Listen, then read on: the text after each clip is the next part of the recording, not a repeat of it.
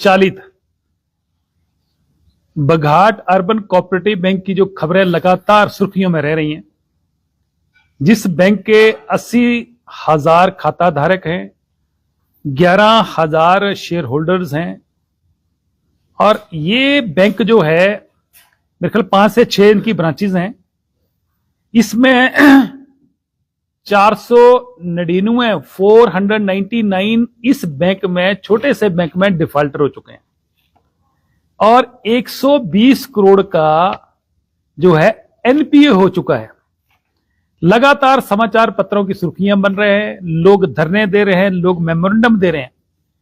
सरकार जो है वो एक लिस्ट जारी करती है कि इतने लोग जो हैं वो बड़े डिफॉल्टर हैं, और इन लोगों के अरेस्ट वारंट जो है जारी होते हैं। मैं सिर्फ इतना सरकार से पूछना चाह रहा हूं कि 120 करोड़ रुपए का आज की तारीख में जो एनपीए है छोटे से बैंक में, इतना बड़ा लोन के केसेस हुए हैं, और ऐसी ऐसी जानकारियां मिल रही हैं कि एक ही प्रॉपर्टी के खिलाफ 4 लोन हो गए हैं। तो कौन अधिकारी हैं जो इस सारे मामले में संलिप्त थे? सरकार ने उनके ऊपर क्या एक्शन लिया? और ये जो अरेस्ट वारंट जारी हुए, जिसमें 3 जिलों के पुलिस के एसपी एक दूसरे के ऊपर जो है जिम्मेवारी थोपते रहे, और एक भी व्यक्ति अरेस्ट नहीं हुआ। कितने लोगों ने पैसा जमा कराया? क्या ये जो 80,000 खाता धारक हैं जो आज परेशान हैं, किसी की बेटी की शादी है, किसी की बेटी की शादी है, किसी का बिजनेस का काम रुको है, आरबीआई ने 8 अक्टूबर को जो है वो कैपिंग लगा दी कि 10,000 रुपए से ऊपर जो है बैंक से पैसे नहीं निकाल सकते हैं। तो सिर्फ हम ये पूछना चाह रहे हैं कि ये जो MMFS, जिसमें मित्र मंडली निकाली स्कीम जो है, मुख्यमंत्री ने जो ये मित्र मंडली फ्रॉड स्कीम के तहत निकाली है, किन लोग, कौन कौन लोग हैं जो मुख्यमंत्री कार्यालय के करीबी हैं, जिन लोगों ने अधिकारियों के साथ मिलकर ये बहुत बड़ा फ्रॉड रचा है, करोड़ों रुपए का गमन हो गया, और सरकार सोई हुई है। इसके अलावा प्रदेश में आप देखो कि पुलिस के ऊपर दबाव बनाया जा रहा है, इन लोगों को अरेस्ट नहीं किया जा रहा है, इन लोगों से पैसे की वसूली नहीं हो रही है। कांगड़ा कोऑपरेटिव बैंक में अधिकारियों ने मिलकर एक व्यक्ति के डॉक्यूमेंट ही खुर्द फुर्द कर दिए, और उस व्यक्ति को कोर्ट का सहारा लेके एफआईआर दर्ज कराना पड़ी। मुख्यमंत्री के अधीन आते बैंक, सारे बैंक मुख्यमंत्री के अधीन है। हालांकि ये कॉर्पोरेशन मिनिस्टर जो होते थे, कोऑपरेटिव मिनिस्टर जो होते थे, उनके अधीन होते थे ये सारे कोऑपरेटिव बैंक, तो मुख्यमंत्री ने अपने पास रखे हैं। अब मनसा तो वो जाने, परंतु ये जो कांगड़ा बैंक में फ्रॉड हुए, वन टाइम सेटलमेंट को लेकर फ्रॉड हुए, कोई उन पे दबाव नहीं हुआ। कई ऑडियो जारी हो गई कि वन टाइम सेटलमेंट के जो हैं वो जो है पैसे लिए गए। किस तरीके से कांगड़ा कोऑपरेटिव बैंक जो है उसके माध्यम से महिला मंडलों को पैसे वितरित किए गए। कानून नाम की कोई चीज नहीं रही है, कोई रूल रेगुलेशन की कोई इस सरकार में चीज नहीं रही है। मैं सिर्फ इतना कहना चाहता हूं कि पुलिस को मुख्यमंत्री कार्यालय का दबाव है, अधिकारी जो है कोऑपरेटिव विभाग के, उनके ऊपर दबाव है कि ये जो डिफॉल्टर हैं, जिन लोगों ने बैंक के अधिकारियों के साथ मिलकर बहुत बड़ी फ्रॉड की रचना रची है, ये लोग सरकार का दबाव, प्रेशर बना के अपने आप को बचाने की कोशिश कर रहे हैं। इसका मतलब कि सरकार जो है ये जो फ्रॉड करने वाले लोग हैं इनका संरक्षण कर रही है, और जो आम पब्लिक है 80,000 जो इसके जो है खाता धारक हैं, उन लोगों को सरकार जो है फ्रॉड लोगों को संरक्षण देके उन लोगों के साथ धोखा कर रही है।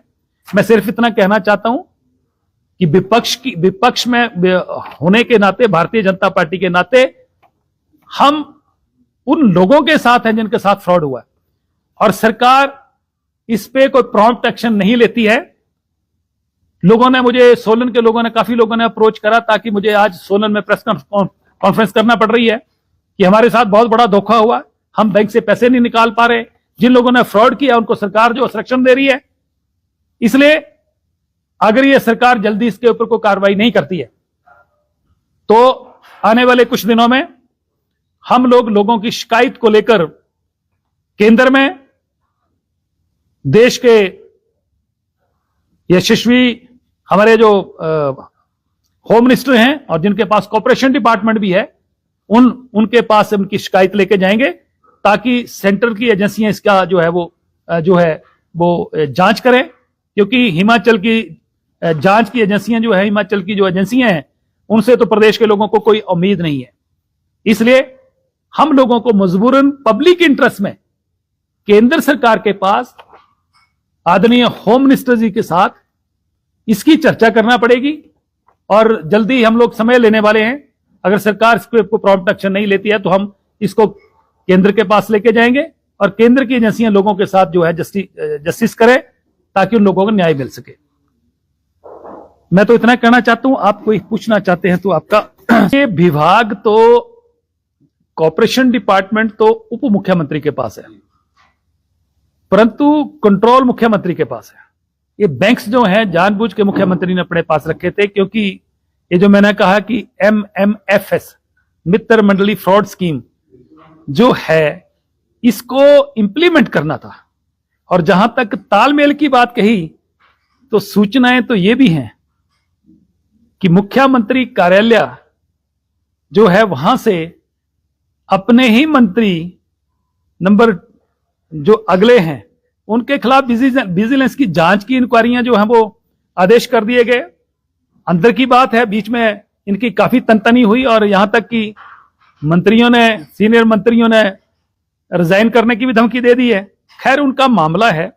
मैं तो कहता हूं कि ये मुख्यमंत्री कई बार आरोप लगाते हैं कि ये भाजपा 5 गुटों में बंटी है, तो मुझे लग रहा है यहां तो कैलकुलेटर लेना पड़ेगा कि कांग्रेस कितने गुटों में बंटी है।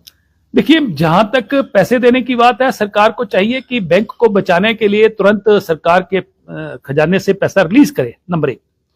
नंबर 2, फाइनेंस विभाग तो मुख्यमंत्री के पास है, ये बैंक्स भी मुख्यमंत्री के पास है। मुख्यमंत्री को चाहिए कि इसके ऊपर जो है तुरंत इसके ऊपर एक्शन लें और बैंक को बचाएं। और जो फ्रॉड लोग हैं जिन्होंने इस बैंक के साथ अधिकारियों के साथ मिलकर फ्रॉड किया है, उन अधिकारियों के ऊपर भी और फ्रॉड करने वालों के भी ऊपर जो है तुरंत जो है कानूनी कार्रवाई करके उनको जो है सलाखों के पीछे भेजा जाना चाहिए। सर, आपने आरोप लगाया कि जिन लोगों के ARCS की अदालत से गिरफ्तारी वारंट को जारी हो और जिन लोगों को गिरफ्तार नहीं किया गया उनको सरकार का संरक्षण।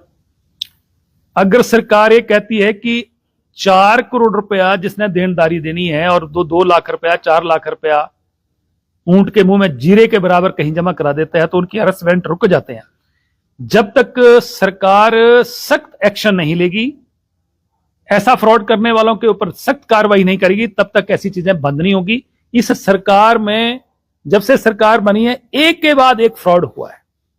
अगर मैं फ्रॉड की घपलों की लिस्ट जारी करूं तो मुझे लग रहा मेरी शाम डल जाएगी। प्रदेश की जनता जानती है कि क्या क्या फ्रॉड हुए हैं, किस तरह से पावर कारपोरेशन में फ्रॉड हुए हैं, किस तरीके से बैंकों में फ्रॉड हुए हैं, किस तरीके से जमीनें।